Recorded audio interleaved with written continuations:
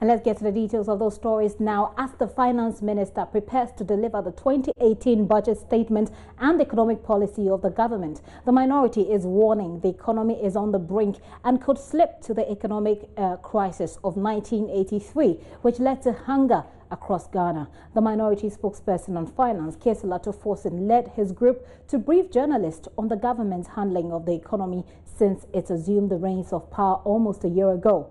Let's go live now and speak to parliamentary correspondent Joseph Opoku-Gakpo, who is standing by with Isaac Adongo, Member of Parliament for Bolga Central and also on the Finance Committee. Hello, Joseph.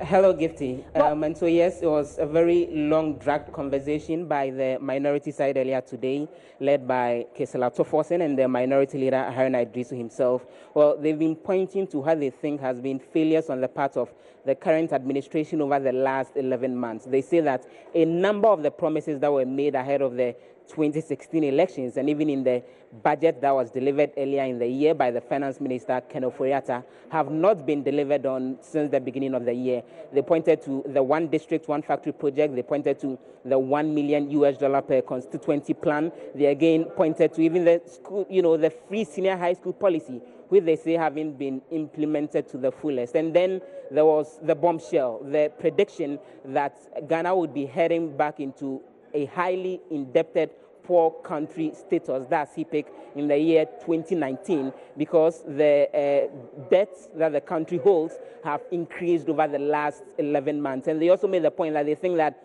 with everything that they've seen, particularly with the banking sector, a situation where there's been, banks being absorbed and the GCB, they indicate getting into challenges and all of that. And what they say is likely to be growth next year that won't bring about employment. They foresee a situation of Ghana experiencing the kind of austerity that we saw back in the year 1983. Let's speak to a member of the Finance Committee on the minority side, the Honorable Isaac Adongo. We'll be getting a reaction from the majority side. The Member of Parliament for the Bantama constituency, who is also a member of the Finance Committee, will be joining us in a jiffy for a conversation. But let's begin with the Honorable Adongo. And so this doom and gloom prediction that you make, what's the basis for that? We are not predicting doom and gloom. We are just telling the story as it is. It's not our printing it. Are we the ones who are not doing the one district, one factory? Are we the people not doing it? Are we the people not doing the one village, one dam? Are we the people not giving the 1 million per constituency? So it is not our picture. That is the reality on the ground. The reality on the ground is that nothing is happening. And so it is not a picture painted by the minority. We are just repeating the very things that are happening in the economy, and it is not our painting of a gloom picture. But that's for this year. But then you're indicating that it will be worse next year with, very serious austerity happening, and Ghana even getting into HIPC in 2019. We have said that based on certain conditions. If the government doesn't find innovative ways to increase domestic resources to fund the budget, but continuously engage in the level of borrowing that they are doing, we would have a challenge. Because we are quite clear that if you look at the projections that we're having, the economy is basically growing on account of oil. And so this year you have about 42% of our GDP coming from oil, and next year about 64% of our GDP coming from oil. We all know that oil doesn't give you as much opportunity in creating jobs as the real sector of the economy. Because in the oil sector, how many Ghanaians are involved? The revenues that are generated, apart from what goes into the budget, it is essentially profit to people who have invested from outside of the country. And so you can generate a lot of GDP from the oil sector, but it will impact the life of the people. In fact, a 4% or 5% growth in Makwala is more important than 100% growth in the oil fields, because it is that growth in Makwala that will feed the children, that will pay for the children's school fee, that will pay for their health care, that will make sure that there's 3 square meals on the table. And we are saying that the focus has to be on the Ghanaian business sector. The focus has to be on the kind of growth that has a lot of Ghanaian involvement in generating that growth. But when you have a growth that is tilted towards a sector that is not really being contributed largely by Ghanaians, you are generating growth that is not supported by employment. Honorable, I'll get back to you in a jiffy, but also joining us here is another member of the Finance Committee of Parliament on the majority side. He's actually the Member of Parliament for the Bantama constituency, the Honorable Daniel Ochim Abuaje. Your colleagues on the minority side are indicating that, well, next year may be possibly the most difficult year for any Ghanaian, looking at how the MPP has managed the economy over the last 11 months. As the Finance Minister prepares to read the budget, what's your own expectation of what next year would look like? Probably something like the minority is predicting? Well, our friends in the minority obviously wouldn't want to say anything good to the credit of the government, you know. So we are not surprised about these people that they have just brought out. We are going to scrutinize it. I haven't had mine for that long time, but what I can tell them is that the promises that we made are promises we are going to fulfill. They point to one district, one factory, for example, and say you've not exactly established even a single one of them. You can say that. Maybe he doesn't know. You should wait and see what is going to happen on Wednesday when the budget is presented. We have started. I heard him talking about $1 million one constituency. He well knows that. I mean, he knows very well that. We just passed the bill. The various developmental agencies. We just passed the bill, right? And so but it was promised earlier in the year, the expectation being that probably the processes should have been fast-tracked as much as possible. We know that, but when we get to a situation where you have to wait for a bill to be passed, you can only begin to take initiatives. For instance, in Baltimore constituency, they came to me, they did an assessment, they did a survey, we itemized our problems and what we want to use the money for. So plans have been, initiated, have been implemented from the beginning. Now that we have the bill, we are going to see action in 2018. So I'm not surprised about all the things they are saying. They are just only reminding us of the things we have to do, which is good. They are opposition. They have to do that. But they have to remember, we have 4 years mandate to govern this country. We are going to do the program year by year. But because of the magnitude of their problems, what they left for us, in some way, it is difficult to do all of it one time. So they're blaming you, the NDC, for it, how you left the economy that they took over from, for how come they can't roll out all these promises at a goal and that they would need time to do that over the next 4 years. Do you buy that suggestion? So in the budget that they brought in 2017, they knew that it was a messy economy and they promised you that they would deliver 430 million Ghana cedis worth of one district, one factory. Did anybody put a gun to their head to come and tell the people of Ghana that despite all the so-called challenges, they can deliver that in 1 year? You see, nobody put a gun to their head when they came here and said that they would deliver one village, one dam, 89 million Ghana cedis. Okay, in the midst of all the challenges that they claim, they still came and said the economy could support 89 million Ghana cedis worth of one village, one dam. Where is it? In the midst of all of that, they came and said they will still deliver 200 million Ghana cedis of Zongo Development Fund in 2007. Listen, the process for passing a bill, if government doesn't bring a bill to Parliament, would we pass it? So we come to Parliament, you wait and bring a bill when we're just about rising, and then when we come, the same bill, you come, you withdraw it, go and make 1,001 amendments, and you withdraw it. And then at the end of the day, you put the blame on the bill. Who says that you can't dig a dam without a bill? Who says you can't build a factory without a bill? Who says you can't go to the Zongo communities and support them without a bill? At the end of the day, I said it earlier, that they were just setting up the ground rules to give excuses. At the end of the day, the people of Ghana, by the end of 2017, have not seen anything. Are they suggesting that in 2018, they will bring a budget that will say that we are going to do one district, one factory? First, the 430 million, 60 million they didn't do. They will add another 430, so that we have about 980 million or so for 2018. Then we know that we are not shortchanged into. But if you come and you repeat the same figure, then what happens to the one that is lost? For you, is that a breach of the Appropriations Act that was passed? Then should sanctions possibly apply? No, there's no breach. They simply didn't deliver. That's all. Let me just get I need to move. I need to go. It's unfortunate. Just briefly, there was the bit about the mobile money transfer services that your colleague raised earlier and indicated that it's going to be taxed from what you have gathered with the upcoming budget. So where are those details coming from? We've not gotten any hints. We're asking government. You see, we are members of the governance structure. We pick information from market players. We pick information from the stakeholder consultations that we have done. We pick information from the IMF, including the budget proposals that they have submitted to IMF for Afriwa. And in those documents, we are just hinting that they should spare the poor from paying tax. Because when you send mobile money, most of the time it is to support the livelihood of somebody who is probably not even working. So if they will listen and scrap it and not even bring it forward, that will be fine. How much more tax is being placed on mobile money transactions from what you've gathered from those documents you point to? Are you able to give me a figure? I can't give you a figure. All we are saying is that the original intention is to generate not more than 500 million Ghana cedis from that.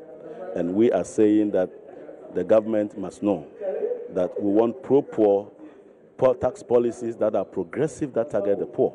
You can't decide that you are scrapping taxes on, we are going to, what do you call it, scrap taxes, reduce corporate tax from 25 to 20%. And these are rich people, and rather tax the poor. You want to lower pay as you earn taxes so that you can catch the people down there that we all know are poor, then there's a problem. So in any case, I need to move along. You appear to be under the impression that Donald Trump kind of tax policies is what the finance minister is bringing here this time around. We're going to rob the poor to pay the rich. We'll see how it goes. Many thanks. The Honorable Isaac Adongo is actually a member of Parliament Finance Committee. Let's take concluding comments on that from the Honorable Daniel Ochimabwaje. And so what's the basis for then demanding more taxes from the poor, as he indicates, while you're cutting corporate tax for the rich? First of all, is there really a plan to introduce taxes on mobile money transactions? You're a member of the Finance Committee and you're in government. Do you know of anything? It hasn't come to our attention yet. So some of the things they are saying are speculations. But let me just take the opportunity to correct one thing that he said, that the MPP government hasn't done anything. That is our friends in NDC, propaganda. All they do is propaganda. You are talking about free SHS. You haven't seen anything? He, even himself, his own kids are going to that school. Or his sister's case, somebody is enjoying that program. So they can't say we haven't done anything. Except that the magnitude, like I said, of the challenges we inherited from them were deeper than we thought. And we must be honest with Ghanaians that, there were challenges. At times were very challenging. So we are on top of the issues. The finance minister knows what he's doing. We are managing the nation's debt. We are having issues that we have to make sure we block all the leakages in the tax system and make sure that we expand the base, not to increase taxes, but rather expand the base to get more revenue, to do all the things we have to do. We have 4-year mandate, don't forget that. And even if we are not able to fulfill some of the policies now, it doesn't mean we can do it tomorrow. In Bantama, for instance, if we can't start our factory this year, next year we can start it because we're still doing some preliminary work. So what our friends are doing, I think Ghanaians are going to be the best to get this. My last question, and very briefly on that, to quote Kesela Tofos in the minority spokesperson on finance, he's warning that next year we shouldn't expect, we all shouldn't expect that there would be more schools being built, more markets being built, there will be no roads to be constructed because from their checks, there isn't enough money in the coffers to do that. Your reaction? We are in the driving seat now as a government. We have to choose and prioritize. Unlike them, who put the country on that doomsday for 4.5 years, we have a priority list of what we think we have to do to keep the economy growing. So they cannot dictate for us. The choices we are making are all in the interest of Ghanaians. So they have to understand that they don't expect us to do it by the way they did it. They promised how many schools? 200 e-schools. How many did they do? 43 and some 123 in various stages of completion. He didn't talk about that. So it's not what they are saying that's going to drive what we are going to do. We know we have a mandate, and with humility and truth, we're going to serve Ghanaians in all honesty and make sure where we have difficulties, we'll tell them. But the good thing is that we have competent men and the president with a clear vision of what he wants to do in the driving seat, and that's what that matters. We are going to deliver by our mandate. We'll see how that goes. Many thanks for speaking to us. The Honorable Daniel Ochimabwaje is the Member of Parliament for the Bantama constituency. And so that budget statement will be delivered by the Finance Minister, Ken Ofori-Atta, on Wednesday at 10 a.m. And even before that, the debate over what should go into that has started in Parliament House earlier today. Gifty, back to you. Thank you very much, Joseph Opoku. Gakpo Wednesday is not so far away from here. That's the day after tomorrow, and we'll be here to get those details. But are there any highlights that you can take us through, Joseph, as to what to expect in the budget? Well, a number of suggestions have actually come up as to what possibly this upcoming budget would contain.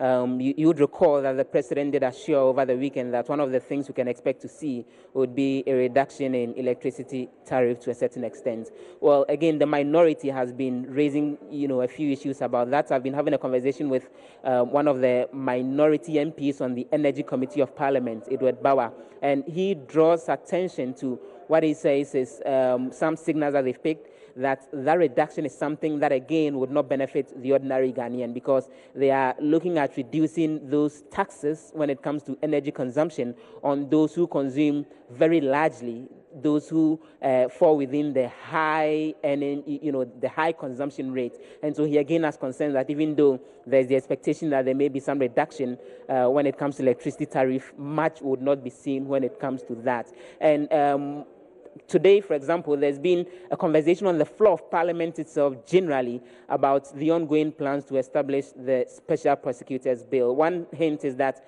there's an effort to get that bill passed as soon as possible before Wednesday, so that then the budgetary provision for that office, that Special Prosecutor's Office, would again be contained in the 2017 budget. We're also expecting that provisions would once more be made for the development authorities that have been established, from the Coastal Development Authority to the Northern Development Authority to the Middle Belt Development Authority. Those are expected to be possibly the highlights of the budget statement that we'll see on Wednesday.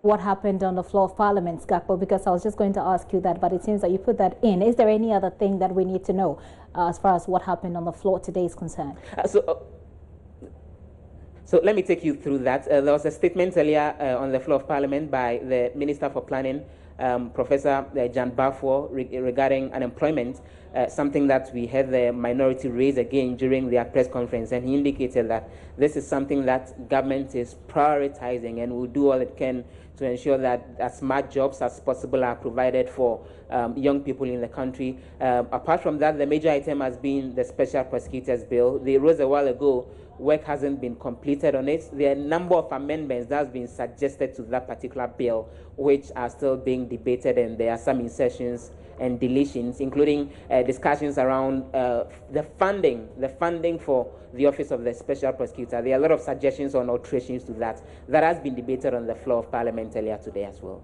Thank you so much, Joseph Opoku Gakpo. It's been a while, and I'm sure that the screen missed you. Joseph Opoku Gakpo, there is our parliamentary correspondent, bringing us up to speed, and of course talking to both sides, the minority and the majority, as far as the back and forth, if you have followed in Parliament, has been. Of course, the minority says that they're just telling it as it is, and the fact that you have oil that's creating or generating GDP doesn't necessarily mean that you are creating the required jobs to deal with the issue of unemployment. Well, the majority thinks that you left out with a depleted system, and we're trying our best to deliver on our mandates. We will deliver on our mandates. That's what the majority said. We'll be here to bring you up to date or up to speed when the budget is read in Parliament.